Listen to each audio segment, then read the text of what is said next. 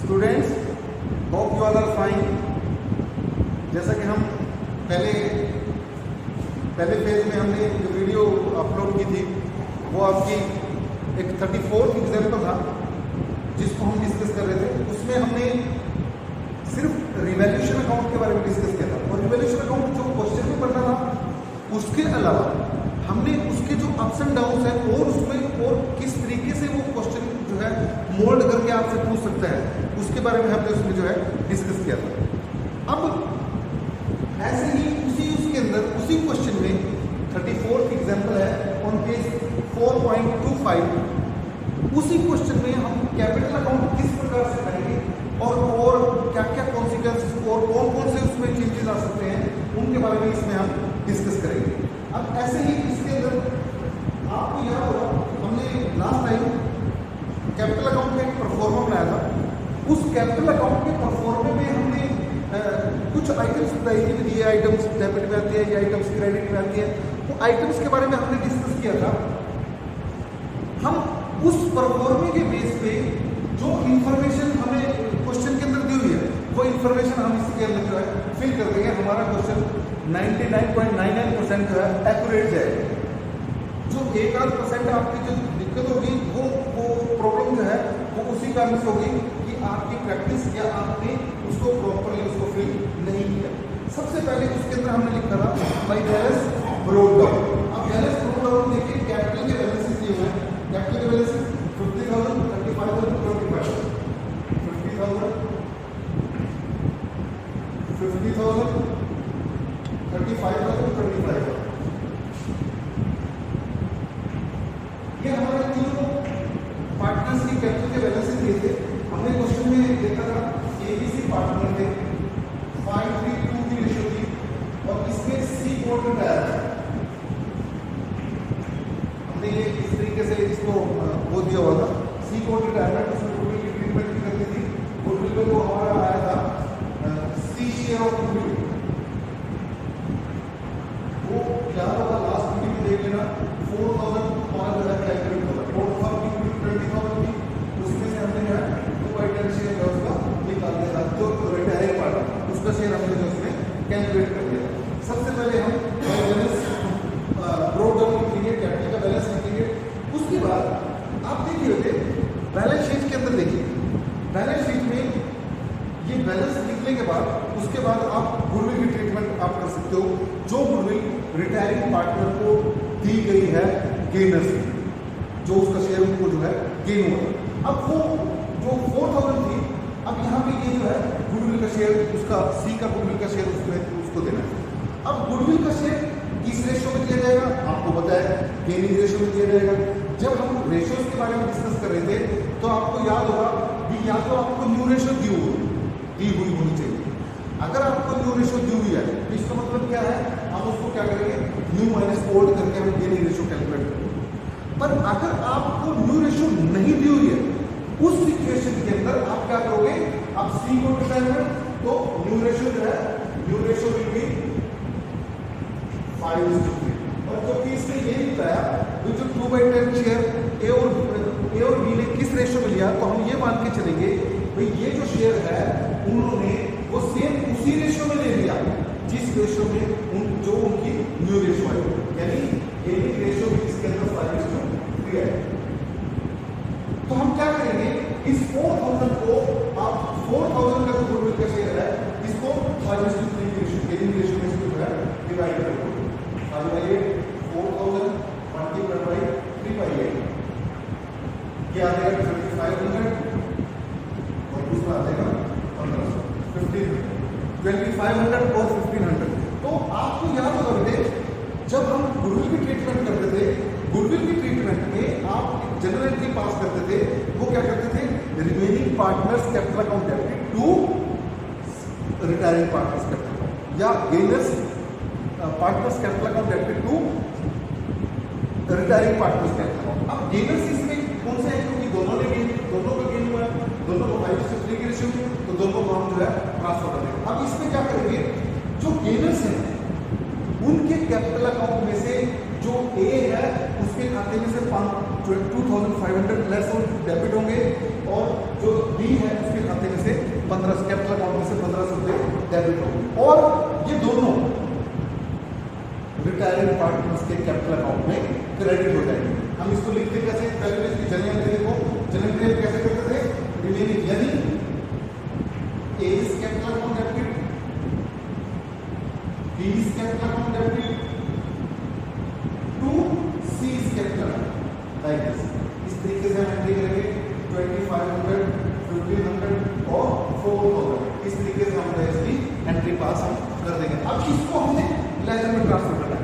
Laser में transfer कैसे करोगे, सी कैपिटल अकाउंट देखिए क्रेडिट है किससे, बाय ए कैपिटल अकाउंट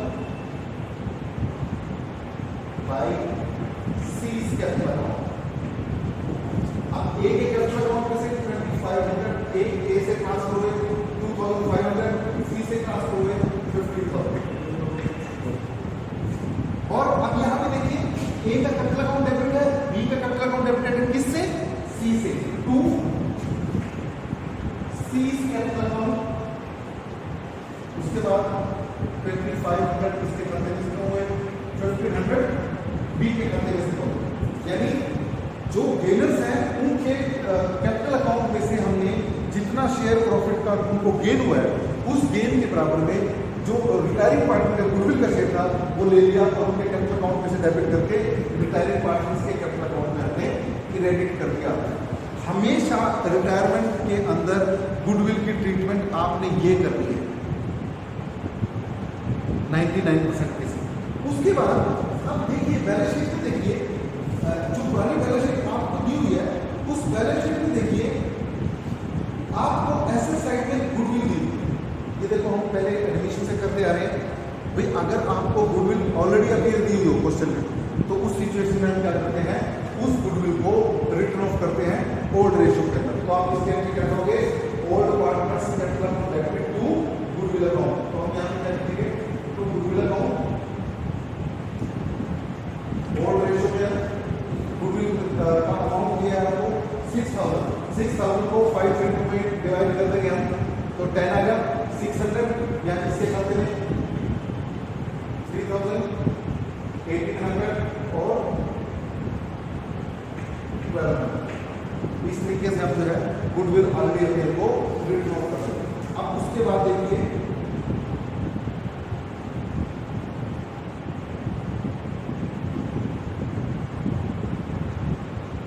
अब आप लोग बैलेंस शीट में देखिए, अगर आपको अभी आप बैलेंस शीट को चेक कर रहे हो, बैलेंस शीट में आपने देखा भाई गुडविल ऑलरेडी अपीयर दी हुई है तो उसकी हमने एंट्री कर दी। उसके बाद लायबिलिटी साइड में देखिए, अगर आपको क्वेश्चन के अंदर प्रॉफिट एंड लॉस का क्रेडिट बैलेंस, एक्यूमुलेटेड प्रॉफिट, कोई रिजर्व एंड सरप्लस, अगर रिटेन प्रॉफिट, अगर ऐसा कुछ दिया हुआ है तो उसको पार्टनर्स के कैपिटल अकाउंट में क्रेडिट कर दो। उसको क्या करोगे, पार्टनर्स के कैपिटल अकाउंट में क्रेडिट कर दोगे। अब देखिए इसकी लायबिलिटी साइड में आपको दिया हुआ है reserve fund, workman compensation fund. यहाँ पे रिजर्व फंड और वर्कमैन कंपनसेशन फंड दोनों दिए हुए हैं। तो इसका मतलब क्या है, इनको पार्टनर्स के कैपिटल अकाउंट में ट्रांसफर। अब यहाँ पे एक पॉइंट बनता है, मान लीजिए वर्कमैन कंपनसेशन रिजर्व दिया, जैसे हम एडमिशन के टाइम मैंने आपको समझाया था, उसकी 3 सिचुएशन बताई थी। बैलेंस शीट में वर्कमैन कंपनसेशन, जैसे यहाँ पे वर्कमैन कंपनसेशन फंड 2000 रुपीज दिया हो।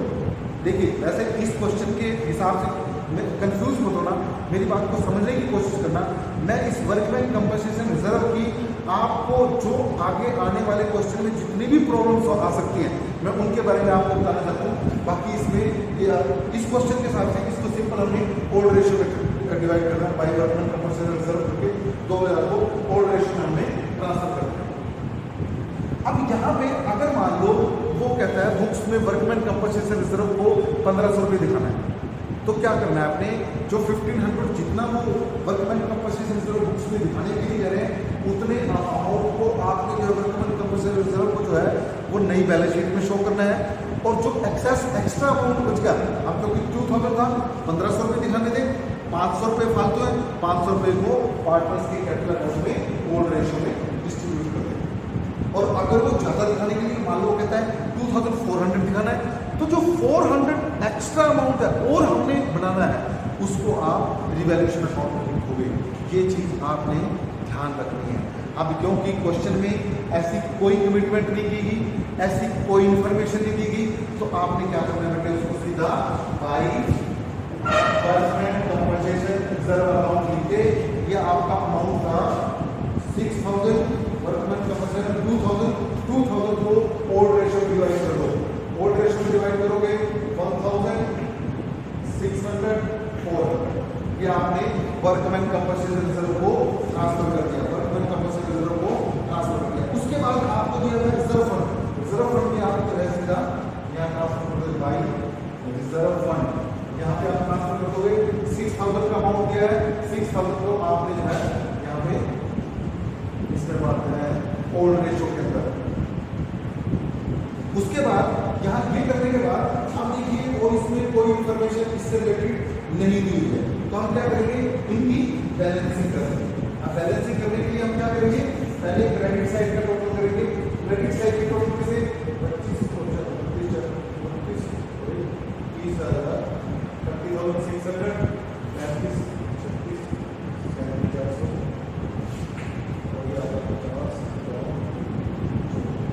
ये टोटल आ गया आपका।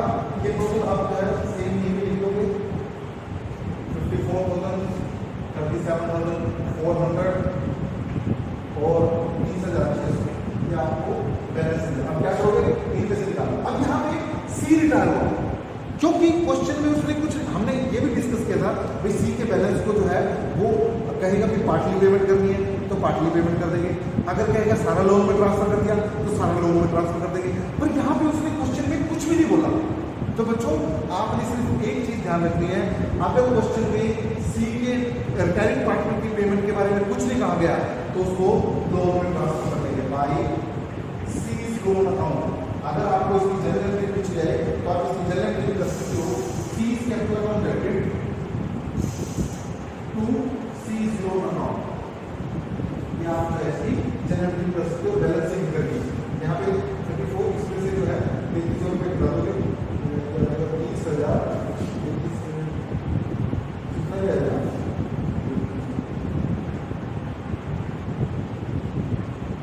34,100। ये अमाउंट जो है आपका जो है वो लोन अकाउंट में ट्रांसफर हो जाएगा।